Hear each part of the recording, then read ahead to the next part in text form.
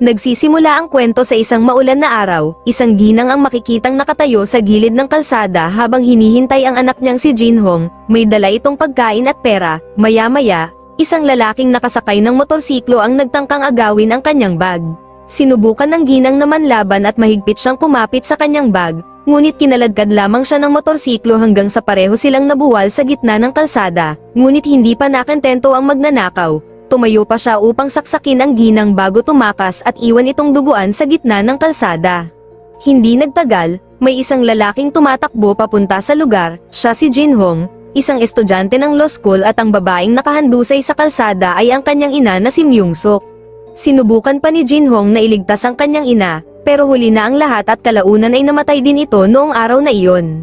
Makalipas ang 7 taon, naging prosecutor na si Jinhong. Siya ay kilala bilang isang mahigpit na tagapagpatupad ng batas at sinisikap niyang maging patas sa lahat ng pagkakataon.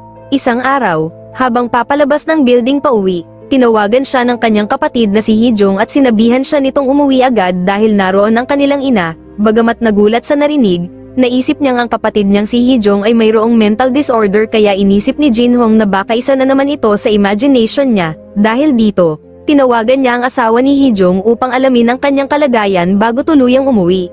Pagdating niya sa kanilang bahay, nakita niya ang isang pamilyar na sandal sa may pintuan. Pagpasok niya sa bahay, mas nakakabigla ang kanyang nadatnan. Laking gulat niya nang makitang muli ang kanyang ina. Buhay na buhay ito at tila bumalik mula sa kanyang kamatayan. Ang mas nakakagulat pa, walang nangyari at normal lang ang kanyang kilos. Nakaupo ito habang nanunood ng telebisyon at naghahanda pa ng pagkain na parang hindi siya namatay 7 taon na ang nakalipas. Hindi nagtagal, dumating ang isang pastor at mga kasama dahil hinahanap nila si Hee-jung, ngunit nang pumasok sila sa bahay, nakita nila ang isang pamilyar na babae na dapat ay matagal nang patay. Nakilala nila si Myung-suk, at nang mapagtanto nilang patay na dapat ito, labis silang natakot. Nagsimula silang manalangin sa Diyos at sinimulan nila itong usisain ng sunod-sunod na tanong tungkol sa kanya. Subalit, biglang nagsimulang kumurap-kurap ang ilaw. Sa isang iglap, inatake ni Myung-suk ang kanyang sariling anak gamit ang kutsilyo. Mabuti na lamang at mabilis na napigilan ito ng pastor upang iligtas si Jinhong, ngunit nasaksak ang pastor sa kamay.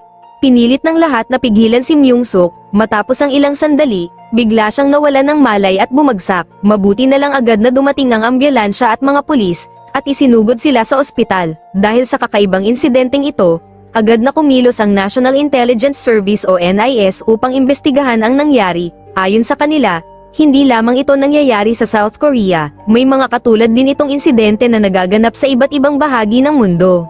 Ang mga taong namatay ngunit bigla na lamang bumabalik upang maghiganti sa mga taong naging dahilan ng kanilang pagkamatay ay tinatawag nilang Resurrected Victims o RV. Ang kaso ni Myung-suk ang kauna-unahang naitalang kaso ng RV sa South Korea. Ayon sa NIS, hanggat nananatili silang buhay at hindi pa nakakamit ang kanilang paghihiganti, hindi sila mawawala. Ngunit kapag naisagawa na nila ang kanilang paghihiganti sa mga taong naging sanhi ng kanilang kamatayan ay bigla silang maglalaho. Kaya't nagsimulang imbestigahan ng NIS, ng mga pulis, at ni Jinhong ang misteryosong pangyayaring ito. Dahil mismong si Jinhong ang unang inatake ni Myung-suk, nagsimulang isipin ng mga investigador na baka si Jinhong ang taong nais niyang paghigantihan. Dahil dito, mas lalo pang pinag-aralan ni Jinhong ang kaso ng kanyang ina. Ngunit habang lumalalim ang kanyang investigasyon, may isang bagay siyang natuklasan na lalo lamang nagpalito sa kanya. Nakahanap siya ng isang bagong saksi kung saan itinuro nito ang isang taong nagngangalang Lee King na responsable umano sa pagkamatay ng kanyang ina, at siya rin ang itinuturing na most wanted na kriminal sa China. Dahil dito, nagpadala ang pulisya ng isang bihasang detective upang imbestigahan ang kaso. Ang pangalan niya ay Hye-jin. Sa pagsisimula ng kanilang investigasyon, natuklasan ng kanyang team na si Jinhong ang nag-iisang benepisyaryo ng life insurance ng kanyang ina. Pero hindi naniniwala si Hye-jin na papatayin ni Jinhong ang kanyang ina para lamang sa pera, sapagkat, madali naman niyang makukuha ang ganoon kalaking halaga pagkatapos niyang makapagtapos ng abogasya. Nagtungo rin si Hye-jin sa kapatid ni Jinhong upang humingi ng karagdagang impormasyon, pero wala siyang ibang nakuha kundi ang katotohanang mahal na mahal ni Myung-suk ang kanyang anak na si Jinhong.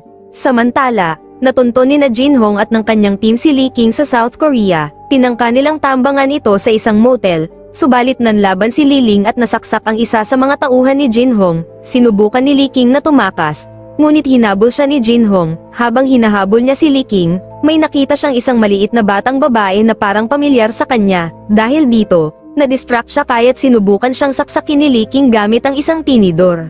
Mabuti na lamang at dumating ang mga pulis bago pa siya tuluyang masaksak. Binaril nila si Li King sa paa at matagumpay nila itong naaresto. Samantala, ipinaliwanag ng isang scientist na kadalasan ay nangyayari ang mga kaso ng Resurrected Victims o RV kapag umuulan, kapag isinasagawa na nila ang kanilang paghihiganti, isang napakalakas na magnetic field ang nalilikha sa paligid nila. Sinubukang makipag-usap ng scientist kay Myung-suk gamit ang isang sinaunang wikang Hebrew. Sa pag-uusap na iyon, lumabas na bumalik umano siya upang maghiganti at si Jin-hong ang dahilan kung bakit siya namatay. Nang tanungin kung sino ang nagpadala sa kanya, sinabi niya ang pangalang Myung-suk, na siya rin mismo iyon. Kumuha si Jin-hong ng DNA ni Li King at ipinakumpara ito sa DNA na nakuha mula sa kamay ng kanyang ina. At lumabas na tugma ang dalawang DNA, dahil dito, naisip ni Jin-hong na baka tama ang sinabi ni Li King na na-frame up lamang siya, pero sinabi naman ng saksi na may dalawang salarin, ibig sabihin, may isa pang taong sangkot sa pagpatay sa kanyang ina na hindi pa nila nakikilala. Sa pagpapatuloy ng investigasyon, natuklasan ng detective na may isa pang life insurance si Myung-suk para sa isang 9 na taong gulang na batang si Yoon-ji at sa ama nito. Pareho silang namatay sa isang aksidente sa trapiko sa kalsadang malapit sa tinitirhan ni Jin-hong, ngunit ang insurance money ay napunta sa lolo ni Yoon-ji. At dahil mismong si Myung-suk ang humiling, ipinagbawal niya sa insurance company na sabihin kay Jin-hong ang tungkol dito. Habang ini-interrogate ng detective si Li King, dumating si Jin-hong at mainit na tinanong si Li King tungkol sa pagkakakilanlan ng ikalawang salarin. Sinabi ni Li King na matapos niyang saksakin si Myung-suk at habang tatakas na sana siya dala ang wallet na ninakaw niya, may nakita siyang isang misteryosong lalaki. Ang lalaking iyon umano ang pumulot sa kutsilyo at paulit-ulit na sinaksak si Myung-suk na tila galit na galit ito sa kanya. Maya-maya, dumating ang mga tauhan ng NIS at kinuha si Li King, dinala nila siya sa isang lugar upang obserbahan kung ano ang mangyayari kapag inilapit nila siya kay Myung-suk, na dapat ay patay na, dahil siya ang taong unang sumaksak sa kanya. Nang magkita ang dalawa, biglang nagsimulang kumurap-kurap ang mga ilaw hanggang sa isa-isang nagloko ang lahat ng electronic devices sa paligid dahil sa napakalakas na magnetic field. Ilang sandali, biglang tumayo si Myung-suk at pinatay si Li King. Pagkatapos nito, muli siyang nawalan ng malay, nakaramdam ng ginhawa ang mga tauhan ng NIS dahil inakala nilang tapos na ang lahat, akala nila ay natupad na ni Myung-suk ang kanyang paghihiganti. Matapos nito, itinapon nila ang katawan ni Li King sa isang ilog at dinala naman si Myung-suk sa isang kagubatan. Inaasahan nilang tuluyan nang mawawala si Myung-suk matapos niyang mapatay si Li King, subalit isang pangyayari ang hindi nila inaasahan, biglang nagsimulang kumurap-kurap ang lahat ng ilaw ng mga sasakyan, kasabay nito, kusang umandar ang kanilang mga alarm. Sa isang iglap, tumayo si Myung-suk mula sa kanyang wheelchair, at bigla siyang naglaho. Sa kabilang banda, nadiskubre ng detective at ni Jin-hong ang isang sulat ng pagpapakamatay na iniwan ng isang dating opisyal ng pulisya na nagtrabaho malapit sa bahay ni Jin-hong 9 na taon na ang nakararaan.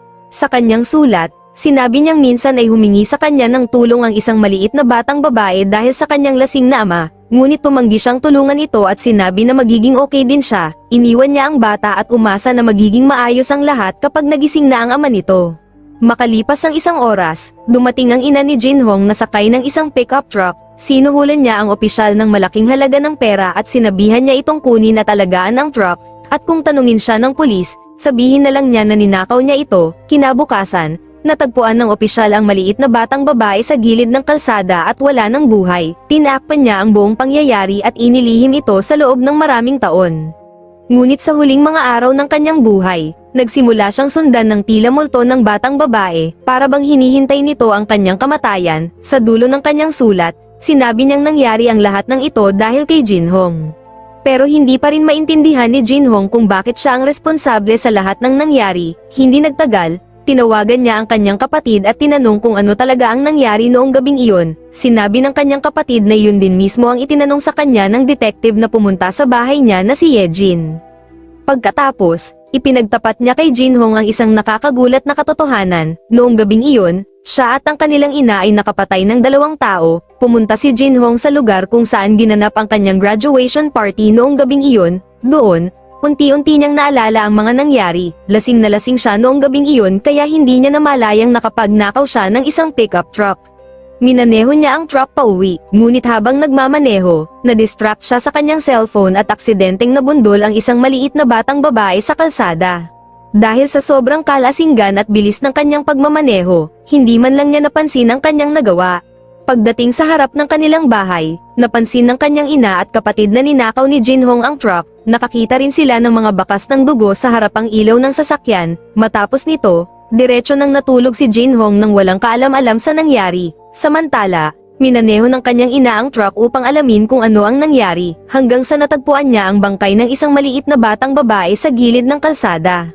Maya-maya, biglang dumating ang ama ng bata. Nang maunawaan nito ang nangyari, sinubukan ng ina ni Jinhong na tumakas gamit ang truck, ngunit hinabol siya ng ama ng bata sakay ng kanyang motorsiklo, dahilan upang matarante siya. Sa gitna ng habulan sa kalsada, aksidente niyang nabangga ang ama ng bata at agad na namatay dahil sa aksidenteng iyon. Balik sa kasalukuyan, nakita ni Jinhong ang maliit na batang babae na nakasakay sa isang bus. Sinubukan niyang habulin ito gamit ang kanyang sasakyan, ngunit dahil masyado siyang nakatuon sa paghabol sa bata, nabangga niya ang isang paparating na sasakyan at tuluyang nasira ang kanyang kotse. Ngunit binaliwala niya ito at kumuha pa siya ng isa pang sasakyan upang ipagpatuloy ang paghabol, isang pickup truck na puno ng mga barrel ng gasolina. Hindi nagtagal, muli siyang nawala sa sarili at nabangga ang isa pang sasakyan. Dahil sa lakas ng impact, bumaligtad ang pickup truck na kanyang minamaneho. Maya-maya, biglang lumitaw ang maliit na batang babae at sinubukan nitong maghiganti. Plano nitong sunugin ang pickup truck na puno ng gasolina kasama si Jinhong, ngunit sa sandaling iyon, biglang dumating ang ina ni Jinhong upang pigilan ang bata. Sinabihan ni Jinhong ang kanyang ina na tumigil dahil alam na niya ang buong katotohanan at gusto niyang panagutan ang lahat ng kanyang ginawa. Sinubukan niyang maglakad papunta sa paparating na mga sasakyan upang wakasan ang kanyang buhay. Ngunit nakiusap ang kanyang ina sa maliit na batang babae na patawarin si Jinhong. Ilang sandali lamang, biglang sumabog ang pickup truck na puno ng gasolina at ang pagsabog na iyon ang nagligtas kay Jinhong mula sa paparating na mga sasakyan. Pagkatapos nito, naglaho ang kanyang ina at ang maliit na batang babae. Ngunit hindi sila naglaho dahil natupad na nila ang kanilang paghihiganti, naglaho sila dahil pinili nilang patawarin si Jinhong sa kanyang ginawa. Dito nalaman na hindi pala si Myung-sok ang unang resurrected victim sa South Korea, ang maliit na batang babae at ang kanyang ama ay mga resurrected victim rin. At ang mas nakakagulat, ang ina ni Jinhong ay pinatay ng ama ng batang babae dahil siya naman ang taong naging dahilan ng pagkamatay nito. Sa huli, kusang sumuko si Jinhong sa mga pulis dahil ramdam niya ang matinding pananagutan sa lahat ng nangyari. Napagtanto din niya kung gaano siya kamahal ng kanyang ina. Napakaraming isinakripisyo ni Myung-sok para sa kanya, ngunit sa kabila nito, palagi siyang naging malamig at malayo sa kanyang ina. Sa pagtatapos ng kwento, may natuklasan ng researcher na kakaiba tungkol sa kasong ito. Ito ang kauna-unahan at tanging kaso ng resurrected victim kung saan pinili ng mga namatay na patawarin ang taong kanilang kinamumuhian at tuluyang itigil ang kanilang paghihiganti.